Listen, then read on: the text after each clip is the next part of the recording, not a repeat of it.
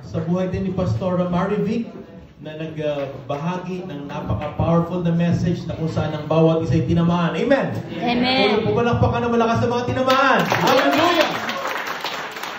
Salamat sa Panginoon. As we close, I'd like to thank God for the life of Pastor Edgar and Samuel Jen na narito ngayon sa live. Ang nakikita natin, mga mahal kong kapatid, is yung mga years na anniversary. Tama? But behind those years of anniversaries, may mga lingkod ng Diyos ang nananalangin, umiiyak, tumatangis. May mga challenges sa buhay, ngunit nananatili nagtitiwala sa Panginoon. Amen? And dahil buhay ang tema na ito sa buhay na mag-asawang Pastor Edgar and Samuel Jen, nakita natin yung pagpapagal nila ay nagkaroon ng bunga at nagkaroon ng kabuluhan. Amen? Amen. Tunay ang salita ng Diyos tulad ng mensahe ni Pastor Marivic kanina. Nag-i-invest ang mag-asawang ito kung ano talaga yung nagmamatter. I'd like to share with you as part of my closing remarks na many of you have no idea kung paano nagsimula itong mag-asawang ito.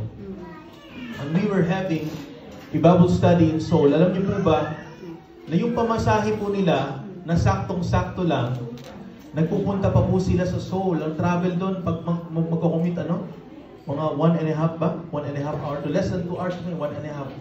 Every Wednesday, para pupunta lang po doon, magbaaral ng salita ng Diyos, mananalangin together. Yan. At nagbunga yun, after a year, kaya po naipanganak itong DICM. Palapakan po natin ang Diyos.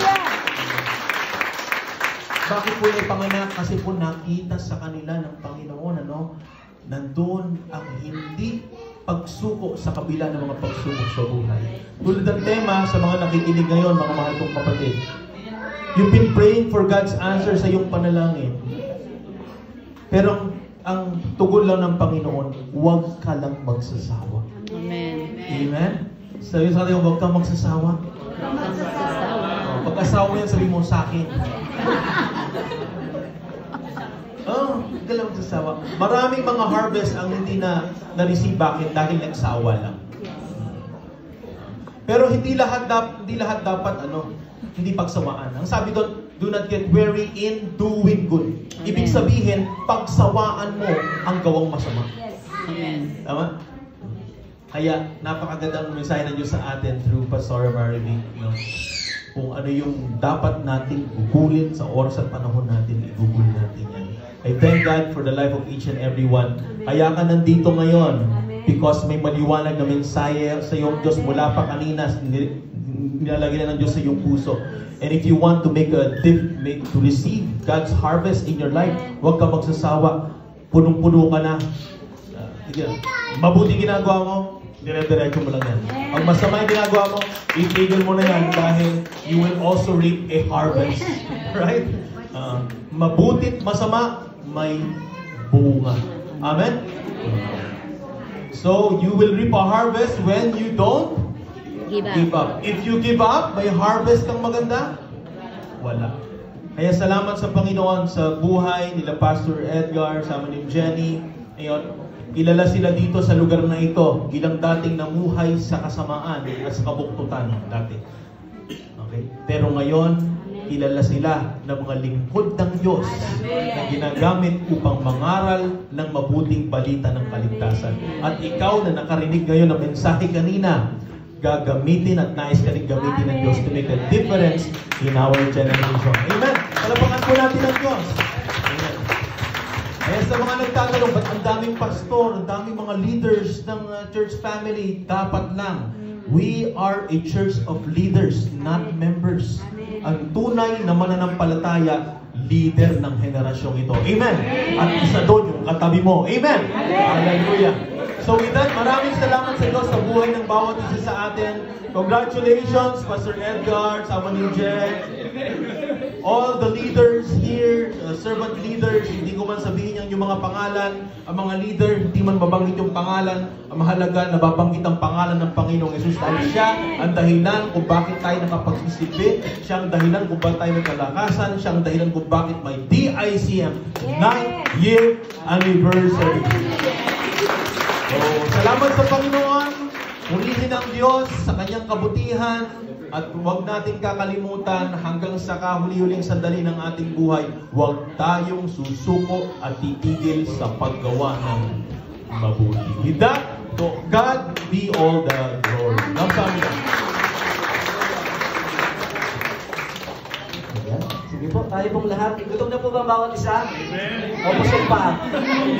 Busog pa kayo? Amen. Nakakagutom. Nakabusog pa. Kaya salamat po sa buhay ng bawat isa, sa bawat leader din po na nag-prepare ng food. Even yung DICM Padre po nag-prepare din po ng food. I hope na nawa ay hindi lang po tayo nabusog spiritually. Mamaya mabubusog pa rin po tayo physically. Yan. Sa mga kumakain po ng baboy, meron pong baboy ito naman. Ayan. Sige po tayo po lahat. Extend po natin yung ating kamay. Handa ng pagsuko sa ating Diyos. Hallelujah. Hallelujah. Purihin ka, O Diyos, sa araw na ito, Panginoon. Lord, marami man po kaming narinig, Panginoon, lalo na po sa iyong mga salita. Do not give up, Panginoon. Even when persecution, Panginoon, opposition, Panginoon, even Lord, pati na rin po rejection, Panginoon. Lord, dalangin po namin na kami po'y patuloy na lumakad, Panginoon, na nasa katotohanan at wala po sa kamalingan aming Diyos. Lord, please speak, Panginoon, release blessings, Panginoon, sa buhay ng bawat isa. Release, Panginoon, deliverance sa buhay ng bawat isa. Even, Lord, release, Panginoon, yung repentance sa buhay ng bawat isa, Panginoon, na ikaw po ang siyang makilala, Panginoon, bilang Diyos na tagapagligtas, Panginoon. Dalangin ko po, Panginoon, sa buhay ng bawat isa, Panginoon, na ibigay nila, Panginoon, ang kanilang buhay, na magkaroon sila ng buhay na ganap at kasiyasiya, Panginoon.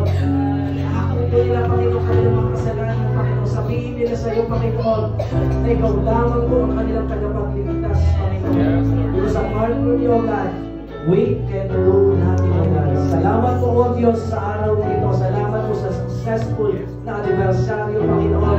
Hindi ko magagawa ang lahat ng itong, Panginoon, kung ikaw po'y wala sa aming Diyos.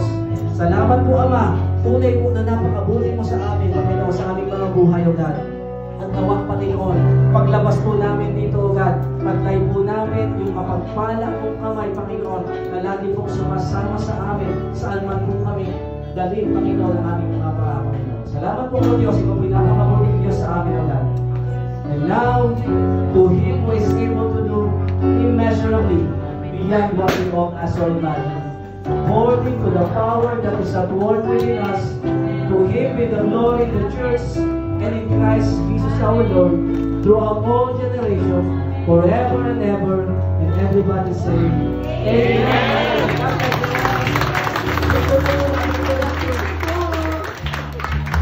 Pwede po tayong umupo muna po, tapos pipicturean na lang po, closer na lang po. Ayan, closer.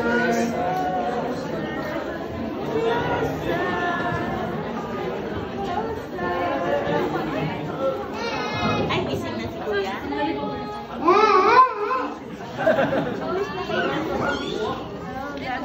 Ano rin po ba parating ka din sa sabi po ba